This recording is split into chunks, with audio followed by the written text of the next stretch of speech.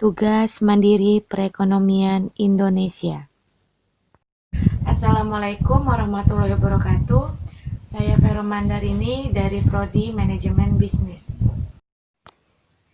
Di sini saya akan menjelaskan tentang masalah struktural pertama, yaitu sumber daya manusia.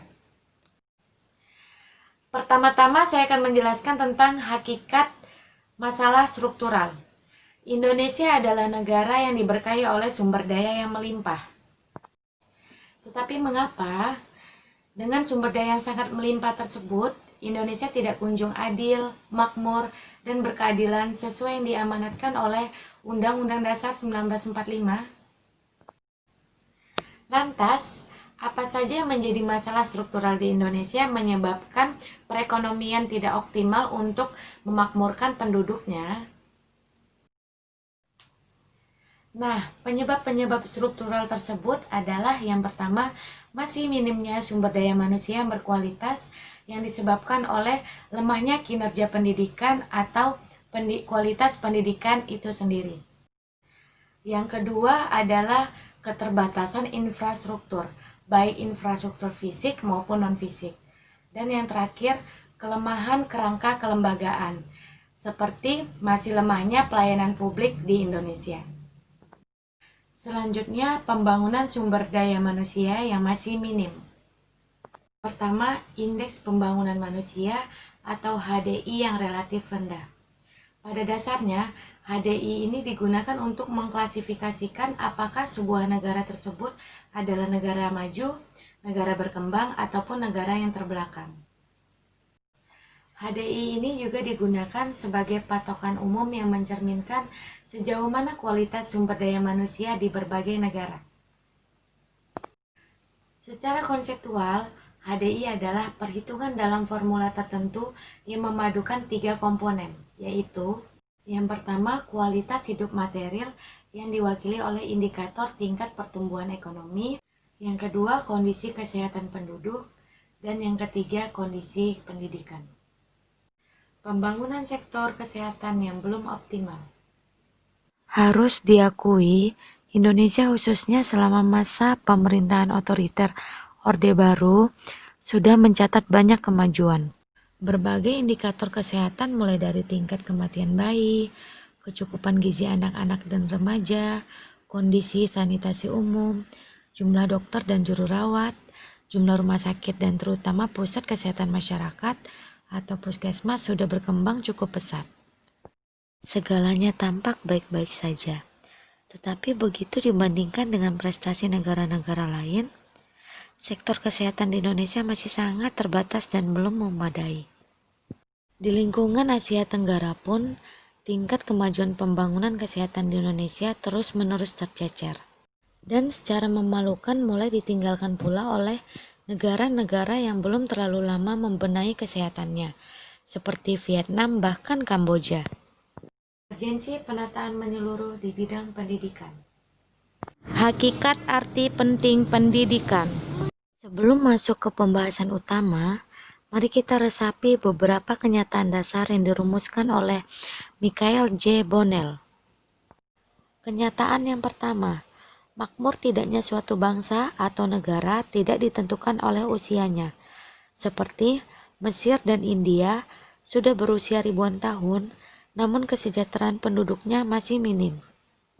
Ini kontras dengan Kanada, Selandia Baru, atau Singapura, yang baru berusia setengah hingga 1,5 abad. Namun kesejahteraan penduduknya jauh lebih tinggi ketimbang yang ada di India atau Mesir. Kenyataan yang kedua adalah kesejahteraan suatu negara ternyata tidak pula ditentukan oleh kekayaan alamnya. Seperti negara Jepang yang 80% tanahnya tidak bisa dibudidayakan adalah negara terkaya kedua di dunia. Demikian pula dengan Swiss yang sama sekali tidak punya perkebunan coklat, tetapi menjadi penghasil aneka produk olahan dari coklat nomor 1 di dunia. Penduduknya untuk berusaha membuat produk makanan awetan, seperti coklat, keju, yogurt, susu kemasan, daging olahan, dan lain-lain, yang kini tergolong terbaik dan paling disukai di seluruh dunia. Kenyataan yang ketiga adalah Tingkat kecerdasan manusia tidaklah berbeda berdasarkan warna kulit atau kebangsaannya, atau apakah ia berasal dari negara makmur atau miskin. Seperti para pakar dan ilmuwan dari India atau Cina punya kecerdasan sebanding dengan rekan-rekannya dari Amerika Serikat, Jepang atau Jerman. Pertanyaan yang terakhir adalah, ras ternyata juga tidak ada hubungannya dengan semangat dan kerja keras untuk maju. Seperti kaum Yahudi dikenal di seluruh dunia sebagai kaum cerdas dan sukses berbisnis.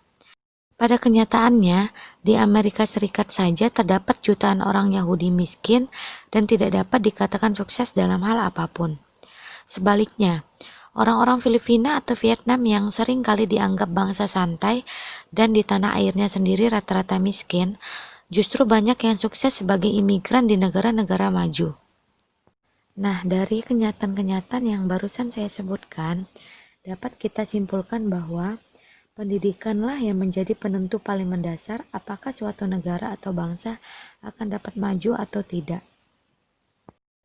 Di negara-negara maju, mayoritas penduduknya memiliki sikap hidup positif yang bercirikan 1. Etika yang tinggi dan terpuji sebagai prinsip utama. 2. Integritas. 3. Penuh tanggung jawab. 4. Menghormati hak orang lain, namun juga menjunjung tinggi hak-haknya sendiri. 5. Hormat pada hukum dan aturan. 6. Mau bekerja keras. 7. Selalu berusaha menjadikan dirinya lebih baik. 8. Mendahulukan tabungan dari investasi daripada bersenang-senang atau ikut lomba gengsi.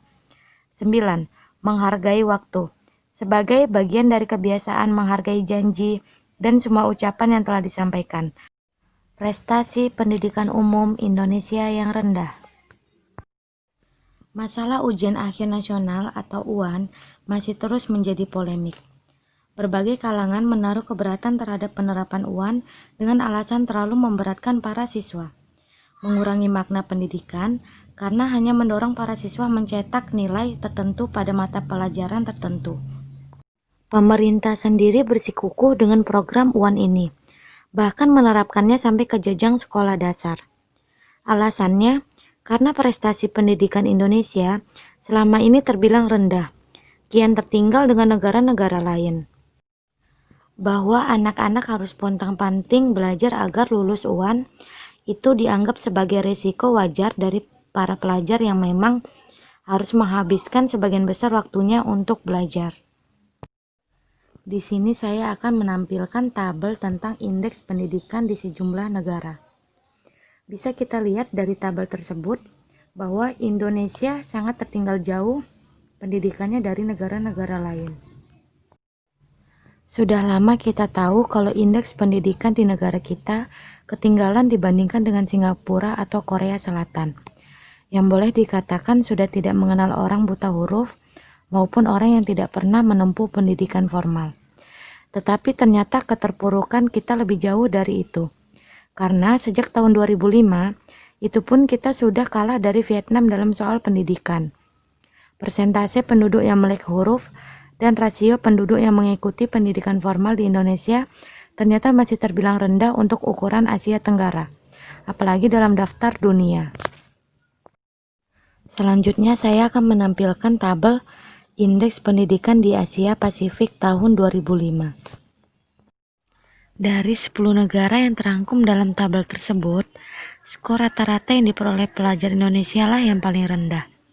Indonesia bahkan kalah dari Meksiko, dan lebih tertinggal lagi kalau dibandingkan dengan negara tetangga di ASEAN yakni Thailand.